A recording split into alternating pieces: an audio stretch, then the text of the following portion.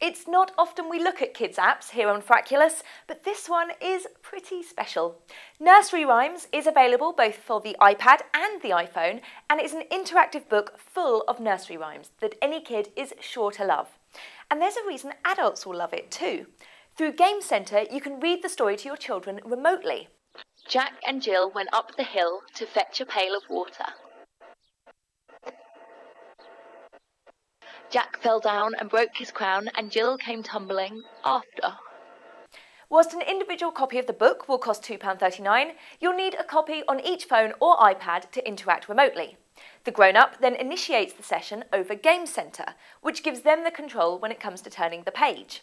The clever bit comes both in the fact that you can have a two-way voice exchange, reading and discussing the book, and also in the book itself. There's heaps of things to move around the page, and it also uses the accelerometer to sense whether Jack and Jill should be tumbling down the hill and the like. It's a reality of life that parents can't always be there for bedtime stories when they want to be, and this is a really lovely alternative.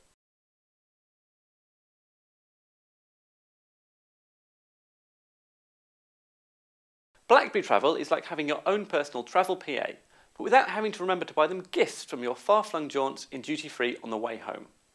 The app hooks into all corners of your BlackBerry, adding travel dates to your calendar and sending you splat notifications to make sure you don't miss your flight. You can manually add all your travel details yourself, or just forward on emails from booking confirmations and they'll be automatically sucked in.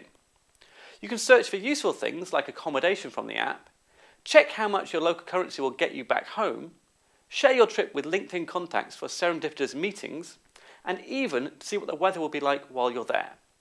Short of physically making sure you're at the right gate at the right time, this is the ultimate travel companion, and it's free for all BlackBerry users too.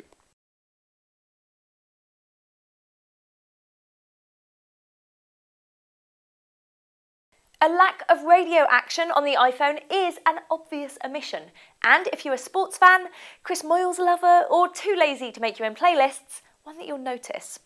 Radio Player is an app that cleanly and simply gives you the power of radio in the palm of your hand. Streaming over both Wi-Fi and 3G, it includes most popular radio stations, with all the national BBC ones, some local stations such as Radio Humberside and Radio Sheffield, as well as commercial stations such as Kerrang and Kiss. It can play in the background, so you can get on with your life, and you can set it to wake you as an alarm. Although, make sure you've got it plugged in, as leaving the app open overnight will drain the battery. Simple, good looking, and free. Just what you want. In both people and apps, no?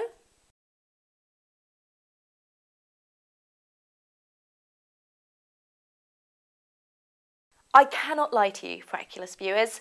I didn't want to love the Sky News app, and yet somehow I find myself wondering if it's actually the best designed iPad app I've ever seen. And then I wonder if it's the best app I've ever seen. And then I remember Angry Birds. But seriously, it's amazeballs, awesome sauce, and oh my god. In fact, it's every bit of irritating internet hyperbole ever invented. Enter the app and you'll find a timeline of news stories, and you can scroll back up to 24 hours to see what you've missed. Hit top stories and you'll be able to see the important stuff, and that's when the coolness happens. Tap a story and the video of the report will start. You can then delve deeper into it. There's images to view and infographics to explore, and all the while the video report plays in the corner. My favourite feature is the Backstory tab, which gives you the history of the event in question. Perfect if you're guilty of not keeping entirely up to date on current affairs. Finally, there's the Live button, which will show you what's on Sky News now. There is a good chance that this app will enable you to hold your own in future world event conversations.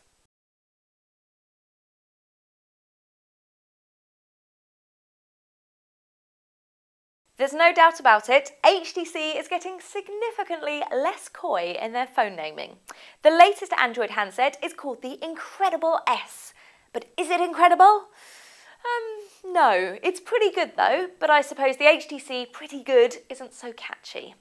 Hardware-wise, there's a 4-inch touchscreen and a slightly Quasimodo-esque lump on the back, which actually makes holding it more comfortable. Inside, you'll find Android 2.2, so not gingerbread, although it is a promised update.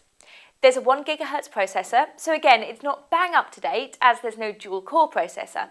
However, it's got several nice touches.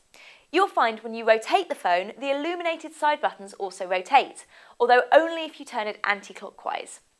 There's also several classic novels pre-installed in the Reader app, so when you're unexpectedly caught on a long tube journey, you'll have some books to catch up on. There's also a 1.3 megapixel camera on the front and an 8 megapixel camera on the back, which records 720p video. Android devices are currently notably lacking video editing software, but if you just want to chop the front and the back off and send stuff to YouTube, you could do worse than Video Snip. It's only 61p and will pre-import all your clips, allowing you to set an in and an out point, trimming and then sharing via YouTube, Flickr, Facebook and email. The Incredible S is currently exclusively available at the Carphone warehouse, so if it floats your boat, get yourself down there.